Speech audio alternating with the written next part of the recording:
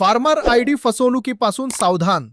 नमस्कार मित्रांनो, तुमची शेती, तुमचं पीक कर्ज आणि तुमचा सन्मान आता संकटात येऊ शकतो. जर तुमच्याकडे फार्मर आयडी असेल तर हा व्हिडिओ शेवटपर्यंत नक्की पहा, कारण तुमच्या नकळत कोणीतरी तुमच्या आयडीचा गैरवापर करत असू शकतं. ही माहिती तुमच्यासाठी लाख मोलाची ठरणार आहे.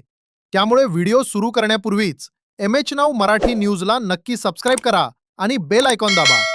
1. फार्मर आयडीचे वाढते महत्त्व. मित्रांनो, केंद्र सरकारच्या ग्रीन स्टॅक योजनेअंतर्गत आता प्रत्येक शेतकऱ्याला एक विशिष्ट ओळखपत्र म्हणजेच फार्मर आयडी दिला जात आहे. महाराष्ट्रात तब्बल 1,30,00,000 अधिक शेतकऱ्यांची नोंदणी झाली आहे.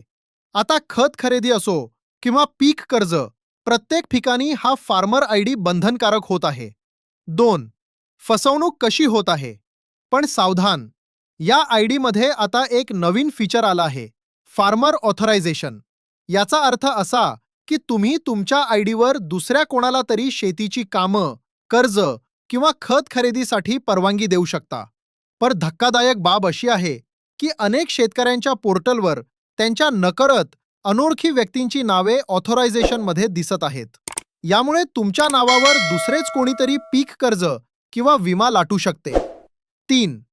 तुमचं ऑथरायझेशन कसं तपासायचं? घाबरू नका, यावर उपाय सोपा आहे. सर्वात आधी mfr.maharashtra.gov.in या अधिकृत पोर्टलवर जा. तुमचा मोबाईल नंबर आणि पासवर्ड टाकून फार्मर लॉग इन करा. लॉग इन झाल्यावर डॅशबोर्डवर फार्मर ऑथरायझेशन या पर्यायावर क्लिक करा. तिथे जर तुम्हाला एखाद्या अनोळखी व्यक्तीचे नाव किंवा आधार माहिती दिसत असेल तर ती तातडीने डिलीट करा. 4. महत्त्वाची खबरदारी. मित्रांनो, तुमचा फार्मर आयडी नंबर आणि त्यासंबंधी आलेला कोणताही OTP कोणालाही देऊ नका. कोणीतरी कामाचे निमित्त सांगून तुमचा OTP घेऊच शकतं आणि तुमच्या आयडीवर स्वतःचं नाव जोडू शकतं.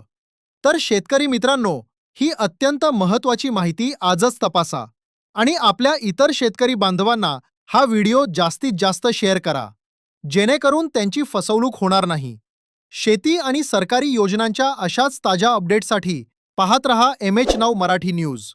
आत्ताच सबस्क्राईब करा. धन्यवाद. जय शिवराय.